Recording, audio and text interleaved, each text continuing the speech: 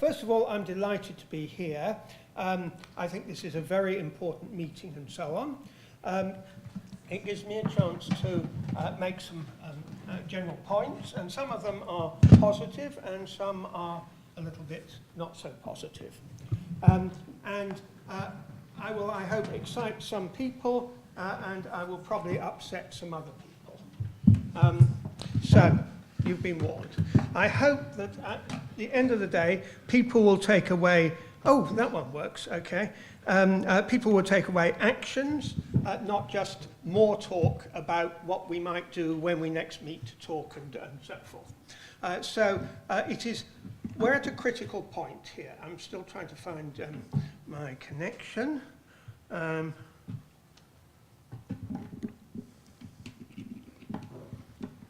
Don't worry, it'll come. Oh dear, it's come off.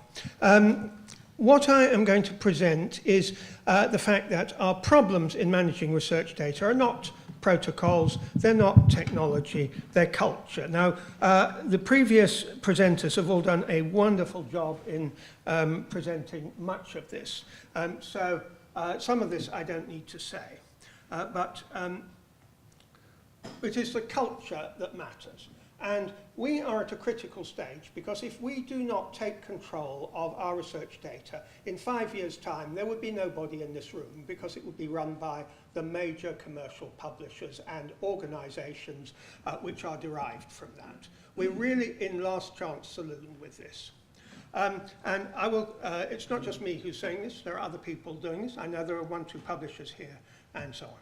So our primary way forward is to change our culture, to change it rapidly. I'm going to show you something called open notebook science, and hope that that is one of the weapons that we can use to make the data belong to us and the world community, because the world is important, not just academia. Far too many academics are arrogant.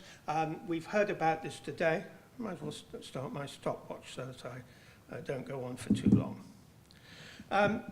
Right, I've been very fortunate to be funded by the Shuttleworth Foundation. The Shuttleworth Foundation promotes people to change the world and to fight for justice. So I've got colleagues who are looking at multinational profits, debt collecting organisations, new ways of publishing, all sorts of stuff like that. It's a wonderful place to be. So I've got a lot of slides. I'm going through very quickly. Just read the big print in the middle. So, Europe is wonderful, and there are some wonderful people in it, and Nellie Kroes, who was a digital commissioner, and Julia Redder, MEP, have given enormous support to this particular activity. They are wonderful. And I've had the great privilege also to work with many young people in Europe who have a vision of the future, which sometimes gets lost. So, Europe could do it. I don't know whether Europe will do it. I've spent more time than I bargained for in Brussels this last year, fighting for the right to do content mining, and I see great difficulties in the way that Europe is governed at the moment to make rapid change in legislation, which we need. It's a necessary, not sufficient change. Right, so I've set up an organisation which believes, called Content Mine, which believes that publicly published science belongs to the world. And so I and my colleagues have developed text and data mining, or we call it content mining, to extract facts from the scientific literature. And those facts belong to all of us because they are not copyrightable. And the technology is being deployed right now. We're doing this in Cambridge. We have great support from the university library, and we have massive opposition from the commercial publishers. Now, I am not going to talk about content mining very much, except that it is my area of research. And the publishers have set me back 5 years by putting every possible obstacle in my way to stop me doing my research. And that's a pity. Because I believe we have a lot to offer here, and we have a lot of new science, and we can help, and we've heard from Jeffrey and others, that we can actually address the world's problems of disease, climate change, if we are allowed to use the information that has already been published. But we are not. So, my themes are that research data is highly domain dependent. Anybody who does not realize this will find that they are unable to produce a system that supports people. Chemistry is utterly different from crystallography and very different from phylogenetics, which I shall show you. We need a community. You cannot really do data management without a community, because you need a community practice that tells you how to manage your data. And when I say tells you, you are part of this community. I have been part of the crystallographic community for 40 years. I'm proud to be a crystallographer. I've helped design the data management tools, and I use them, and it's wonderful. Universities do not really have a role here, because researchers do not relate to universities. They relate to disciplines and communities of practice. And I'm sorry to say that, but if you build a university repository and say to your people, please come and use it, why should they? People want to use a chemistry repository. People want to use a crystallographic repository. They do not want to use the University of Cambridge repository. I'm afraid that, that's been shown time and time again. We've had JISC funding to try and develop a departmental repository for chemistry, and we built the software, and people are not interested. So, there are lots of things which are going to move very, very slowly. Openness makes it dramatically better. Openness, in my view, is something that allows me to do science better, quicker, and more efficiently. What I call a publisher academic community, and I'll come to this in a minute, is complex, is a major problem. If we do not solve that, then research data management is a poor relation to everything else. I'll show you that in a minute. And we must control our infrastructure. Jeff Bilder of Crossref gave a marvelous talk 2 or 3 times last year on how we must control our infrastructure. Open data is no good if it's coming through a closed organization which is controlling the access and flow of that. It doesn't make it open. Open requires an open architecture. So, publisher academic complex. This is the vicious circle whereby academia pays publishers large amounts of money, and the publishers return glory, which is only for individual researchers and individual institutions within it. It promotes unhealthy competition within the subjects. And that is a $10 billion or $15 billion business at the moment. And unless it's broken, we are going to end up being told by the publishers what we can and what we can't do. Henry and I spent 3 months last year, was it 3 months, 2 months, discussing with Nature Scientific Data, a new journal, how we could publish our stuff. And it basically came down to Nature makes the rules, and we have to abide by them rather than the other way around. And I heard today of somebody who said, oh, the publisher said we had to have a data access committee in the university, so we built one. The publishers tell us what to do.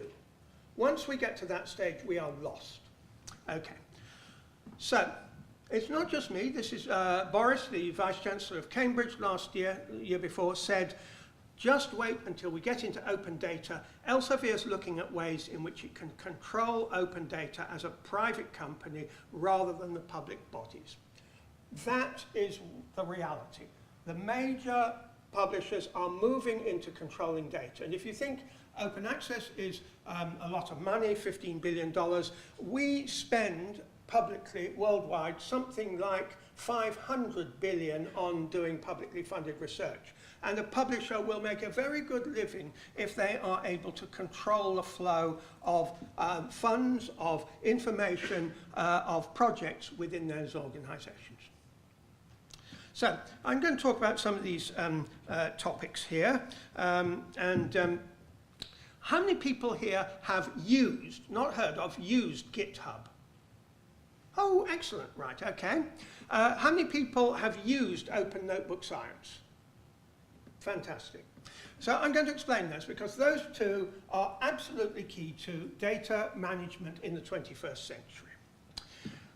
I'm going to give 2 or 3 examples: open source MALARIA, phylogenetics, computational chemistry, crystallography.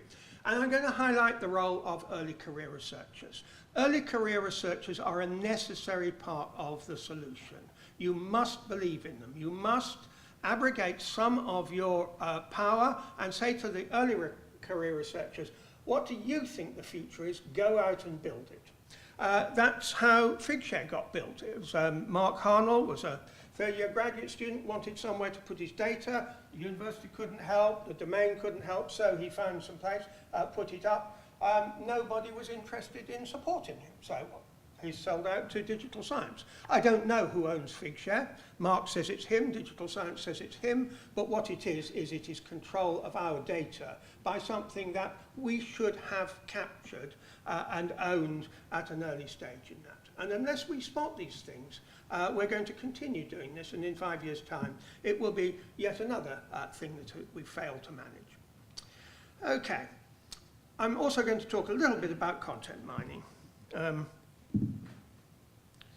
So, GitHub. GitHub is how all modern software developers manage their code. It's wonderful. I also use something called Bitbucket, Mercurial, it doesn't really matter, but it is a version control system that allows you to do complete management, and I was going to give you a demo, but I don't think I've got time. If I have at the end, I'll give you a demo. Why do I use it? I don't use it because some funder tells me to, or my university says you have to have a software management policy. I use it because I want to. If I can't use it, if it's not running, I feel that I am deprived. If GitHub went down, there's me. I want to commit to GitHub. I want to use unit tests. I want to use continuous integration because it's better, it's quicker, it's secure. I don't have to worry about looking after my code. I've lost lots of code in the past. I now just put it up on GitHub. And I don't actually worry about ownership because there are so many computer hackers out there who, if GitHub became pwned in some way or other, they'd fork it and build another. You know, that's the mentality of it. I get collaborators from it. Talk to any early career researcher who's at all involved in software. They'll have a Git repo. If you don't understand that, you won't relate to them. Okay, so this is a sort of model of it. What it is it's a code repository with no walls. Everybody can see what you're doing at any point. It's immediate. I develop code. I'll move my paw around. I've developed code, I validate it, I rewrite it, I go around that cycle. Somebody else comes along and they can fork it. They don't need my permission. They copy my code and they will modify it. That's positive. That's part of the process. Nobody on GitHub says, oh, somebody's forked my code. You know, they say, wonderful, I've got somebody who wants to use my code and do something exciting with it. If you can get to that mentality, then you're making progress.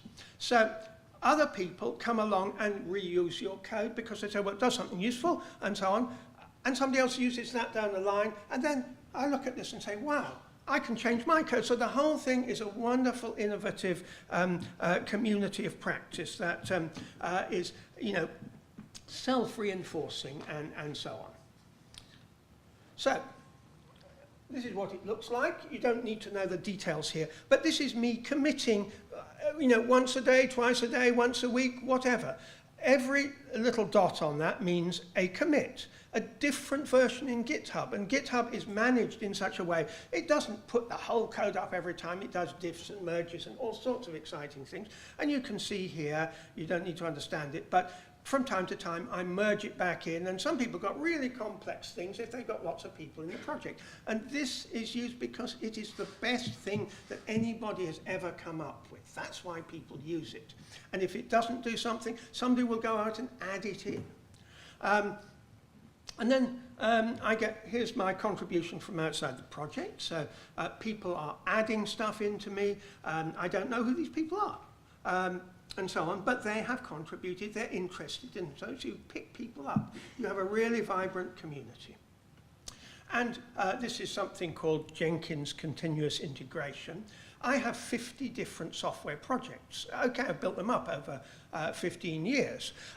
If I change one, it may have a knock-on on something else. Jenkins manages the whole lot for me.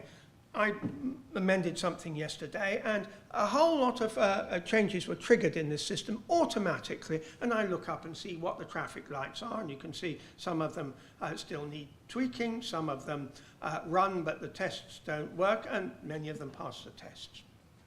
That's how a thesis should be built. You should be using Git, and you should be using continuous integration for your thesis, because then you know your thesis is fit for purpose at any particular stage. We should be validating theses as we write every word in the thesis.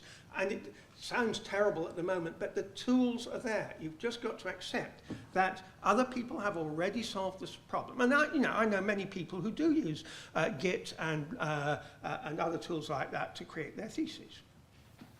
So, software management is a success, and research data is a terrible mess. Here's my view of the traditional research process. You have a closed garden here. Whereby you've got a researcher or group of researchers who are doing some lab work, they write something up, they create a paper, they have some data, they get told to go back and rewrite it and so forth, and so on. They've done this in ad hoc. The bits are all over the place on somebody's machine, on floppy disk somewhere, on all the rest of it. And then comes the magic time to publish. Right, okay. So they try and shunt this together. Half the data's disappeared. So that, and part of the reason, not probably not the most, but part of the reason for malpractice in the literature is people have lost data, so they make it up, not because they're malicious, but because they can't publish without that data, and they know they had it, and so forth. This process is broken. If you ever have to do a conscious act in this, it's broken. What's even worse is that you separate the university from the publisher. Okay, so Henry's sitting at the front here, and Henry gave me an example of how not to publish computational chemistry. By the way, all this stuff has been uploaded, and you'll be able to go through it yourself, but I will see if this works for me. No, I don't need it. It's so horrible, I'm not going to visit it. Here's a paper. It's 500 pages of supplemental data in a paper. 500 pages in PDF, right? And talking to Henry, this isn't just dumped out of the output, it's actually hand-edited as well. So they've gone through an appalling process of taking a readable machine file, converting it into PDF, which is not machine readable, or certainly not machine understandable, editing in extra bits, and then plonking it down there. And so anybody who wants to read that has to type these numbers up by hand. And this is just so awful that it staggers me that people can work in this community, except that it's probably because all the graduate students are treated as zero-cost operators. It doesn't matter if they spend a month typing this lot up, because they're only graduate students, right? And the amount of stuff typed up in this sort of way is enormous. And the amount not typed up, because people simply can't do it, is even more, and that is just a loss to science. And it's even worse when you have pictures and so on. These are chemical structures here. You don't need to understand them, but they're really critical as to what the chemical constitution is. And those were in machine-readable form before they got dumped into PDF. I mean, it's tragic. I'll let you into a secret. I have written tools that will try and reverse engineer this. They're obviously not 100%. And I will make an offer here. This is not on text and data mining, but if anybody here is interested in collaborating on TDM, I'm delighted to talk to them. I'm on a European project which Susan runs. Susan from Liebe, called Future TDM, which is looking at that, and we also have another project, a sister project, called Open Mindted, which is looking more at the technology. So the European Commission is committed to text and data mining. The researchers are committed to destroying their data. This is a habit they get into, and it's, somebody needs to kick them out of it. So it's very simple.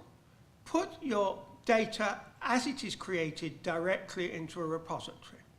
I put my software several times a day into the repository. It's no different to putting your spectra directly into a repository, or the chemical formulae, or the sequence of your clone, or whatever it might be. It's not difficult.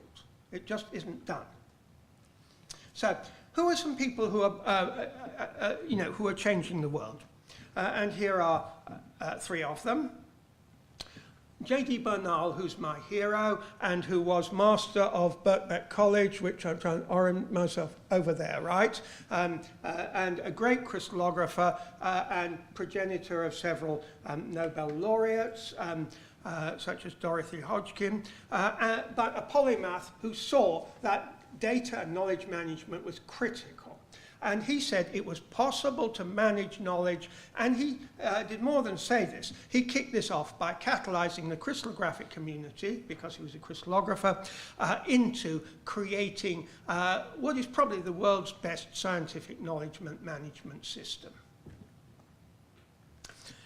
Second person is Jean-Claude Bradley, who unfortunately died 2 years ago. Jean-Claude was a visionary who saw the absolute value and necessity of open notebook science. And open notebook science, I'm going to show you, is doing your science in public view absolutely as you do it. And if you can move to this position, it is incredibly exciting and rewarding, because your science is better and moves faster. So, the best example of this is the Human Genome Project. It actually predated Jean-Claude, and they had a policy that this was such an important project that they were going to release all their data every day. It wasn't a question of, is it good enough to release? You know, whatever. They're going to release it. They're going to release it because it's not a question of good or bad. It's a question of, can you edit it and make versions and so on. If you think about versions rather than correctness, then you're starting to understand it. So immediate publication of finished annotated sequences, and everything freely in the public domain. And it's because of that that we beat Craig Venter's effort to patent the human genome. Because if we had gone through the normal way of doing it, I mean, when I say we, I'm talking about the scientific community in general. If the community had gone through the normal process of closed working, they would have been beaten. So the open won here. Faster, better, more efficient. All data available, no insider information. That's Jean-Claude Bradley's. It's tough to work to. When you did it first, I tried to do a project, and Jean-Claude said to me, this is not acceptable as open notebook science. Now, that wasn't actually something I could do anything about, because the technology of getting the data out on the timescale he wanted wasn't possible at that stage, but it is now becoming possible. So, just to remind you here again that we have open notebook science now includes all of the components. It includes not just data, but instruments. The instruments are pumping the data into the model, which is calculating it. The code is changing. Every time the code changes, it triggers a rebuild so that you have a new model and so forth. This is not science fiction. This exists. You can put it in place. All the tools are there. You just have to want to do it. So, some examples. Open source MALARIA is the top project I would quote to people. This is Matt Todd in Australia. He's a professor at the University of Sydney, and he is working on anti-malarial compounds in the public view. He's making these every day and publishing them every day. He's not concerned about patents. He's concerned about curing malaria. That is the vision that we should have. He's not worried about his impact factor or his altmetrics or his whatever. He's concerned about making human health better across the planet. And we've lost that vision in much of our academic work. We're looking at the individuals rather than the global picture. If the universities have a critical role in improving, our society and our planet. So, here's his notebook. It's on GitHub, right? What a surprise. He's got an open source tool for managing the chemistry. That open source tool is built by a group in the University of Lausanne. It's open. Here's a molecular viewer, JMOL. Bob Hanson, wonderful person, doesn't do any postgraduate research. He's a professor at a small liberal arts college. He teaches undergraduates. He's built the best chemical viewing system in the world. And people contribute to it. He's a genius. And that's it at the bottom. And, you know, that is how things progress. No top-down planning. It comes bottom-up, and people recognize this. And here's Matt sending his compounds off for assay. Sending against Plasmodium falciparum, so his target here is not the mosquito, but the malarial parasite Plasmodium.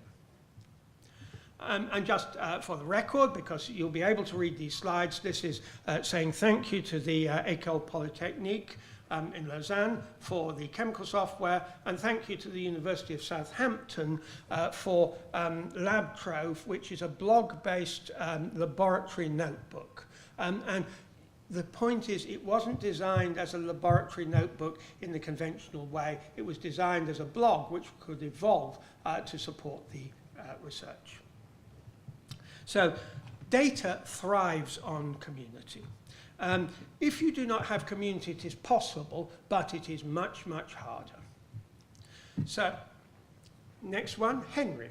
So Henry has been doing open notebook computational chemistry for many years. He has a blog. This is very much like Tim Gowers' blog. Henry comes up with something he's interested in, does a preliminary calculation, tells the world about it, and other people chip in. So I'm actually going to go out to the web here. Hopefully this will work. So this is Henry's blog. That's a chemical, right? Don't be frightened by it.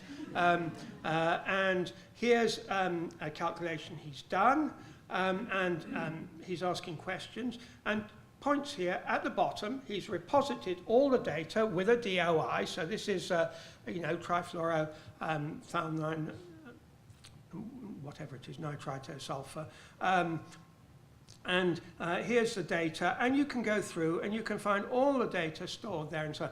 That's how it is. That's done at the point of calculation. Henry's had to put in a lot of time building these things, but they're now available. So if you have computational chemists in your university, they should be using this, and of course they're not, because what they're doing is typing it up into PDFs. The other thing is that not only do you get that, you get the fact that on the blog is comments. And down here, Henry has discovered an Iranian collaborator. Now, one of the things is that Iranians, until recently, weren't allowed to do computational chemistry because the US government saw them as Axis evil, and this was a potential weapon, computational chemistry. So Henry and, I think now that's passed, hasn't it, Henry? Yes, he's sort of... Yeah. Right, but he and Henry have met up, and they've got a wonderful research collaboration going on computational chemistry, and you can go down here, and these are all sorts of exciting pictures that these ones don't rotate, do they? No, the other one does. Okay, well, we'll go back and have a look at Henry's other one, because rotating molecules are rather fun. It should be on this one's got rotating molecules. We won't have time to look at much of it, but what we have here, it'll come up at the bottom, a bit slow to load because it's got to load out. Right, this is a proper research object. Let's see if I can. There it is. Twiddle, right? And you can do all sorts of exciting things with it. It's a real object. It's a semantic object, not a picture. Okay. 27 minutes gone. Okay.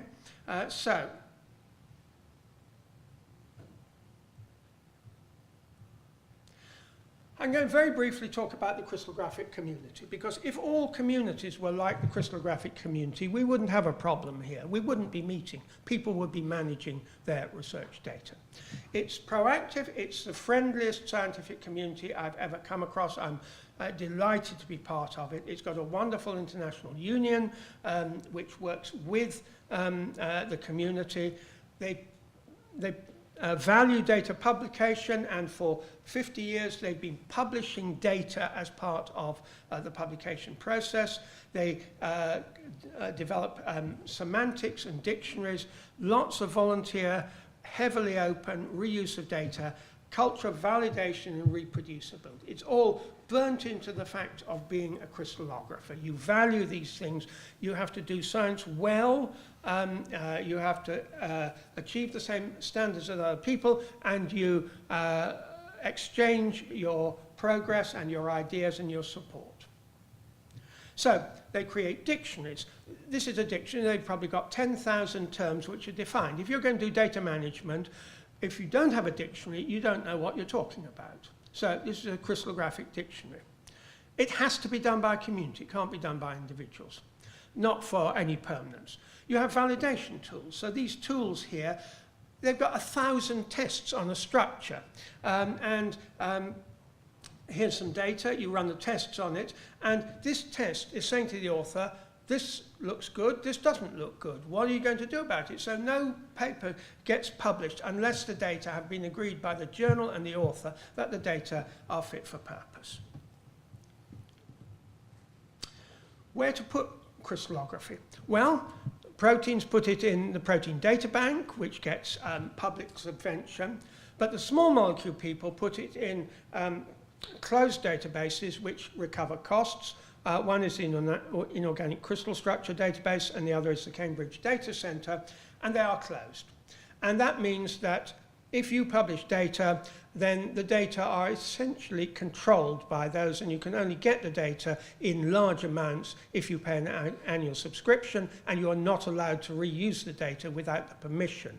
So you're beginning to see here the control of data by non-profit organizations. It's so serious in crystallography that the community, and that includes me, has built a crystallography open database. So we are competing with the Cambridge database because for years they have been asked to make their data open and they have not. So the only way that we see is actually to replicate and leapfrog what they're doing. So here they are. The data are to be treated as confidential and may not be disclosed or redistributed. So if you publish in an Elsevier journal, Elsevier send the data to the Cambridge Data Centre. They don't publish it. They don't even put it behind a firewall. And so there is an effective monopoly between Elsevier and Cambridge Data Centre that this data is only available if you pay an annual subscription, or you can get a few bits of it. What you cannot do is index, crawl, reuse it, build databases from it, and so on. I mailed Elsevier about this, and of course I didn't get a reply. So we built the crystallography open database. I won't spend much time on it, but it's fully searchable, and it's got wonderful interactive tools, and this is our friend Jay Moll again. So now I want to come on to people involved. About 8 years ago, I and others saw the problem that we now hit, which is that the publishers would start to own our data. So we wanted to cut them off before it happened. And so we got together in Cambridge at the Panton Arms and published the Panton Principles of Open Scientific Data. How many people have heard of them? Right, okay. Basically, they say, publish your data openly as CC0 and record your wishes. Now, there are obvious caveats for some types of data and so on, but the alternative is give your data to the publishers and let them sell it back to you. So that was what the Panton Principles were, and I think they've had a bit of an effect, but unfortunately I've heard today so much about how the publishers are making the rules and the universities are saying, yes, publishers will go along with what you've decided, whereas it should be completely the other way around. We cannot accept this. We make the rules and you don't. What Panton has done is generate, a whole group of early career researchers who are committed to changing the world. And so people like Jenny Malloy up here, Ross Mounts, Sophie Kay, and so on. So here's Sophie. Sophie has graduated with a DPhil from the University of Oxford, computational biology. She's a mathematician, and she has developed a course on reproducibility. And so she was a third-year graduate student teaching first-year graduate students, and that's how it should be, because it's the third-year graduate students who know what the problems are, not the staff members. And so here she is, and you can see, if you look carefully, it says modify, commit, push. And those are the words that come out of Git. So she is pushing to a GitHub repository. Here the data is being pushed. And the model that she created for training is very smart. You've got two projects. One is cancer modeling, the other is infectious disease. Groups of people, they work on it for 10 days. They're not allowed to communicate, but they've got to document it, create all the data, and then hand it over silently to the other group and see if the other group can actually understand what they've done. And the students love it because, you know, they've seen it happening all the time and they own it. It's not some arbitrary thing on, you know, you've got to do this, you've got to do this. But here is a real problem. How are we going to solve it? So that you should take very much to heart. So now what are we doing? We're doing content mining. We're allowed to do it legally in the UK. We've had massive opposition from publishers. They've put legal barriers in our way. We've had technical prevention like captures. We've had massive lobbying in Europe. But we are going to do it because the UK government wants us to do it.